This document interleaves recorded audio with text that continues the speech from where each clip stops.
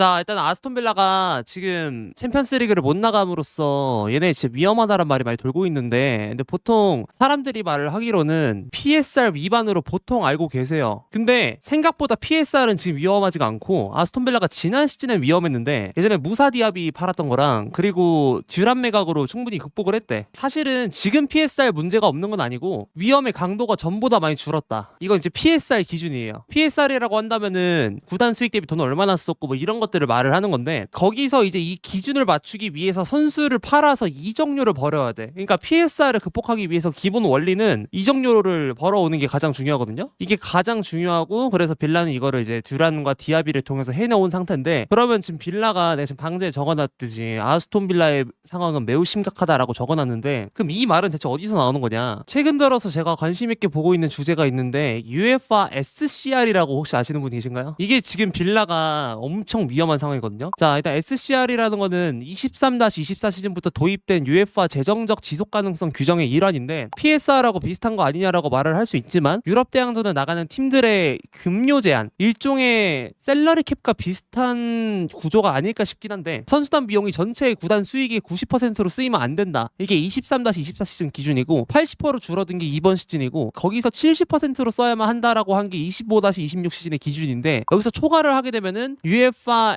CFCB라고 해서 클럽 재정 통제 기구가 위반 여부 및 징계 수위 판단을 한다고 함. 징계 같은 경우에는 첫 번째로는 그냥 UEFA랑 합의를 해서 1에서 3년간 감시 대상이 되고, 집행유예 같은 거죠. 벌금 부과가 될 수도 있고, 선수단 등록 제한 가능성이 있을 수 있고, 재정 건전성 계획을 어떻게 짤 것인지 이거 뭐 계획 짜서 우리한테 보내, 이런 식으로 진행이 된다고 함. 그러니까 경고랑 벌금 올 재정 합의 이런 식으로 이루어진다고 하는데, 예전에 이거를 받았던 클럽이 파리 생제르맹이랑 맨시티랑 AC 밀란이 이걸 한번 어겼어가지고 1차 위반을 해서 벌금 플러스 UEFA랑 재정 합의를 통해서 잘 합의점을 맞았고요. 갈라타사라이 같은 경우는 이거를 3번 어겼나 해가지고 좀 더 큰 징계를 먹었는데, 두 번째 위반 같은 경우에는 가중 징계로 해가지고 상금의 일부를 몰수하거나 삭감을 때리거나, 아니면 UEFA 주간 대회 스쿼드, 뭐 유로파 리그, 컨퍼런스 리그, 챔피언스 리그를 나갈 때 스쿼드 인원 제한을 원래 25명인데 23명으로 줄인다거나 이런 식으로 페널티를 주고, 지속 위반 시 출전 금지 가능성이 있는데, 근데 이거는 이제 세 번째에 좀 더 해당이 되는 얘기.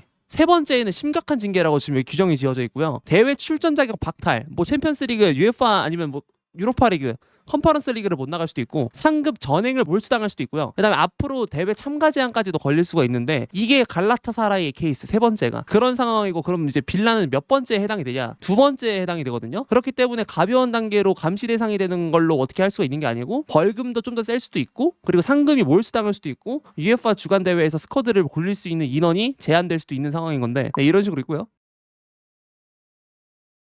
프리미어리그 구단과 SCR, PL 구단도 UEFA 대회 참가하는 경우 SCR 적용 대상이 될 수밖에 없습니다. 그러니까 메뉴는 SCR 대상이 아니고, 뭐 토트넘, 첼시, 빌라, 뉴캐슬, 뭐 노팅엄 이런 팀들은 SCR 적용 대상이 되겠죠. 예컨대 아스톤 빌라, 뉴캐슬, 첼시 등이 재정 지출 확대 상황이라 향후 SCR 감시 대상 가능성이 있음. 이게 뭔 얘기냐면, 빌라나 뉴캐슬이나 첼시 중에서 빌라 같은 경우에는 이제 대회가 강등당했잖아. 챔피언스 리그로 나가다가 유로파 리그로 나갔으니까 구단 내 수익이 줄어들어서 감시 대상이 되는 케이스고요. 뉴캐슬이랑 첼시는 무슨 상황이냐면, 뉴캐슬은 이번에 UEFA 주간 대회를 처음 나가서 다시 이번에 처음 나가는 거라서 이제 이 감시 대상 가능성이 있다는 거고, 첼시 같은 경우에는 임금이 플러스가 돼요. 기존 임금에서 20에서 25%가 향상이 되거든, 대부분의 스쿼드가. 그래서 재정 지출이 확대될 수 있어가지고 SCR 감시 대상 가능성이 있는 상황인데, 근데 여기서 뉴캐슬이랑 첼시는 굉장히 가벼운 수준의 위험도가 있는 거고요. 아스톤 빌라가 진짜 많이 위험하거든요. UEFA는 보통 재정 규정을 수년간 모니터링한 뒤 징계를 내림으로, 현재 투자 중인 팀들은 25-26 시즌 이후에 징계가 어떻게 되냐가 더 중요해질 수도 있거든요. 세 번째 줄에 해당되는 게 첼시라고 볼 수 있고, 아스톤 빌라가 지금 위험한 이유가 지출 급증이 일어났다고 합니다. 23-24 시즌 기준으로 선수 영입, 임금 중개인 수수료 등이 급격히 증가를 했고, 최근 두세 시즌 동안 선수단 비용이 구단 수익 대비 매우 높은 비율을 차지하는 상황. SCR 기준 수익 대비 선수단 비용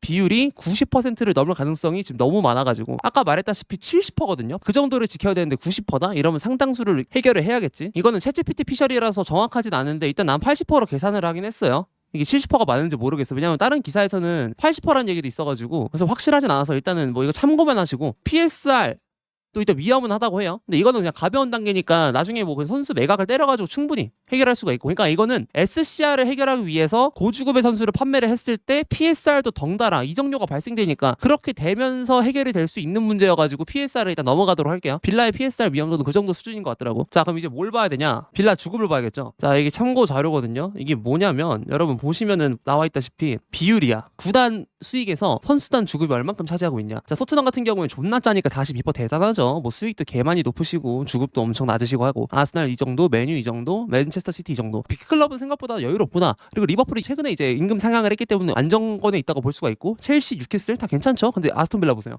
96%입니다. 말이 안 돼요. 이거 2025년에 나온 거거든요. 개조된 거야, 여러분. 얼마나 위험한지가 딱 체감이 되죠, 여기서. 자, 그러면 일단 빌라의 총 수익이 얼마냐? 대강 계산을 해봤을 때 빌라 총 주급이 이만큼이 나와요. 주마다 251만 4,650파운드가 나가는데, 빌라 총 수익을 이거 나누기 96 곱하기 100을 했어요. 96%라고 하니까 빌라 수익은 261만 9,427파운드로 지금 추정이 되고 있고, UEFA 이제 SCR 기준 허용치가 얼마쯤 될까 내가 계산을 해봤어. 그냥 곱하기만 하면 되는 거니까 간단하게 이 정도가 나오더라고요. 183만 3,598파운드가 나오거든요. 차익을 계산을 해야 될 거 아니야. 비워야 되는 주급 액수가 얼마냐? 68만 1,052파운드가 나옵니다. 근데 여기서 임대생들이 있죠. 임대생 누가 있냐면은 레시포드랑 아센시오가 있는데 각각 22만 5천 파운드를 차지하고 있고, 그리고 아센시오 같은 경우에는 11만 6,500파운드를 차지하고 있는데, 여기서 레시포드랑 아센시오가 뭐 자동으로 계약이 종료가 되긴 할 테니까 레시포드랑 아센시오가 나갈 시에는 어떻게 되는지 또 봐야 되거든요. 차익이 생각보다 많이 주긴 해. 반 이상이 주더라고요. 33만 9,552파운드가 생기는데, 그러면 이제 이걸 비워야 된다는 소리거든요.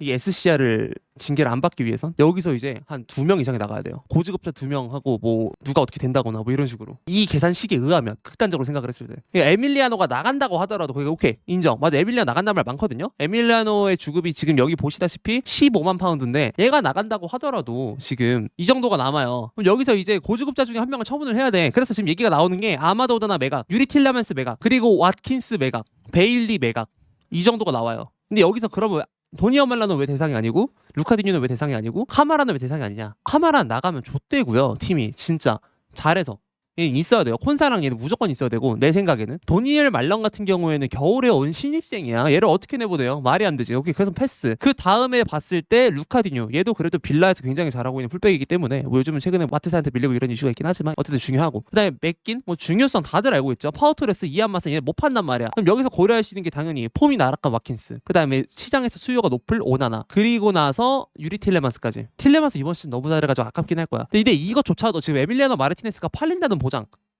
했을 때 이렇게 한 건데, 근데 에밀리아노 마르티네스가 보니까 24년 여름에 재계약을 했더라고. 8월 21일에 했더라고. 그럼 이 말은 또 무슨 말인가요, 루키님?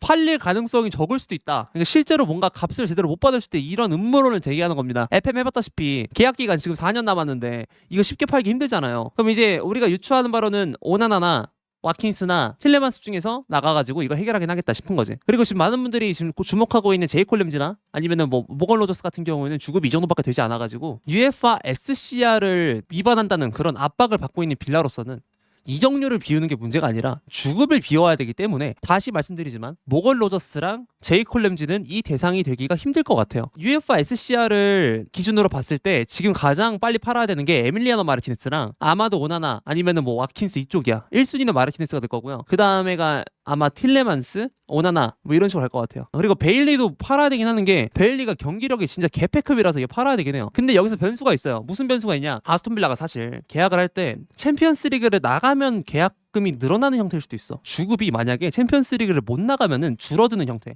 첼시가 딱 그러잖아요. 그런 형태가 될 시에는 내가 말한 가설 중에 한 30%가 틀리게 돼요. 뭔 말이냐? 그럼 이제 뭐 오나나급을 파는 게 아니라 예를 들면은 뭐 베일리 하나만 팔아도 되고, 아니면은 뭐 맷캐시 이 정도만 팔아도 되고, 아니 뭐 타이런 밍스 정도만 팔아도 해결이 될 수도 있다. 근데 아직까지는 그런 얘기를 내가 못 봤기 때문에 이렇게 말을 하는 거긴 해요. 그리고 두 번째로는 뭐가 됐든 간에 장사를 잘해야 될 거 아니야. 이적료를 잘 쳐서 팔아가지고 주급도 확실하게 비워야 PSR하고 SCR을 동시에 해결할 수 있을 거 아니에요. 그렇게 되면은 이제 보드진의 협상 능력, 이게 되게 중요해지는데, 근데 빌라는 몬치가 있어요. 몬치가 판매를 워낙 잘하기 때문에, 그래서 웬만해서는 뭐 이적료 채우는 거 쉽게 할 것 같긴 한데, 그나마 좀 긍정적으로 볼 수 있는 전망은 이 정도. 근데 주급을 비우는 거 쉽지 않아 보인다.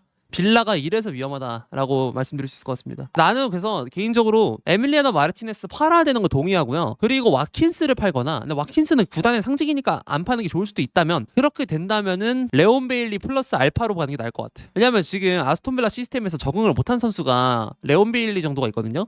지금 이 위에 상위 주급자들 라인 중에서 와킨스 이번 시즌에만 박았던 거 맞고 그 전까지 잘했잖아. 또 팀의 상징이기도 하고 지금 팔기엔 또 애매하다고 생각할 수 있고 베일리를 파는 게 제일 합당할 것 같아요. 에밀리아노 다음에는. 나는 그 생각이 들어. 주급이 더 높다 그래서 무조건 팔 게 아니라 주급이 높아도 주급 값을 하는 애가 있을 거 아니야. 그렇게 생각했을 때는 베일리를 팔고요. 그리고 밑에 쩌리 중에서 한 명 팔아야 될 것 같아요.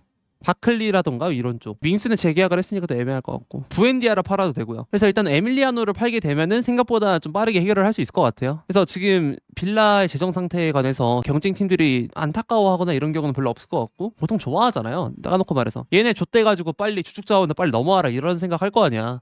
근데 여러분들이 보통 원하는 매물들은 로저스랑 램지 이쪽이잖아요. 둘 다 못 나온다고 보시면 돼. 둘이 나올 가능성은 이 SCR을 보고 나서 더 없겠다 생각 들었어. 둘은 웬만해서 안 나갈 것 같아. 틸레만스는 지켜야 되긴 해. 틸레만스 되게 잘해요. 틸레만스는 내가 레스터 시티 때부터 얘는 레스터의 토니 크로스다 이 생각이 딱 들었어. 그게 무슨 말이냐면 토니 크로스랑 굉장히 많은 장단점을 같이 공유하는 비슷한 유형의 선수고 근데 기량이 제2의 누구누구 어디에 누구누구 소리를 들을 만큼 잘해요. 레스터 때부터 얘는 어디 가겠다 싶었어. 심지어 FA로 나온다고 하니까 난 더 큰 클럽 갈 줄 알았어요. 지금 마침 빌라에서도 잘하고 있고 그래서 얘는 지켜야 되긴 해. 근데 오나나도 팔면 안 되는데 빌라가 오나나랑 카마라랑 같이 나와가지고 피지컬 싸움으로 상대 뭉개버리는 싸움할 때 진짜 매력적이거든. 빌라가 중원 조합이 되게 다양해요. 틸레만스랑 누군가가 이제 짝을 이뤄 나올 수도 있고 아니면 맥킨이랑 누군가가 나올 수도 있고 이런 식으로. 그러니까 사실상 투볼란치인데 원볼란치처럼 활동하게 만드는 그런 세팅값도 있고 투볼란치인데 뭐 풀백 넣어가지고 로저스 안쪽으로 넣어서 3위 사이를 그릴 때 더 매력적인 형태가 나올 수도 있고 빌라 중원 조합이 너무 매력적이라서 나는 아스톤 빌라의 에메리 맞춤 전술의 귀재죠. 이 사람이 부상을 했을 때 가장 리스크 없이 팔 수 있는 게 레온 베일리인 것 같아요. 필드 플레이어 중에서. 왜냐면 오나나나 카마라나 틸레만스나 다 저 카드가 각각 너무 효용성이 높아. 디뉴는 솔직히 그간에 해준 게 있고 폼이 워낙 좋았는데 이번 시즌에 많이 갈려가지고 폼이 아쉬웠던 거 맞지만 얘는 지금 판매 대상 올라가기 좀 박하고 로저스 흔들면 가능성 없진 않을 것 같다고? 가능성이 없다고는 말은 못하겠지만 나갈 가능성이 적은 게 더 사실이 가깝지? 여기서 저 탐나는 선수요? 저 로저스. 다 똑같을 것 같은데? 저 로저스. 다른 선수들이 형편이 없다 이게 아니라 첼시랑 부합하지 않아. 그래서 딱히 필요가 없고 제이콜 램지도 공격형 미드필더 상황에 더 가깝다 생각하고 폼이 그 정도가 아니라고 봐요.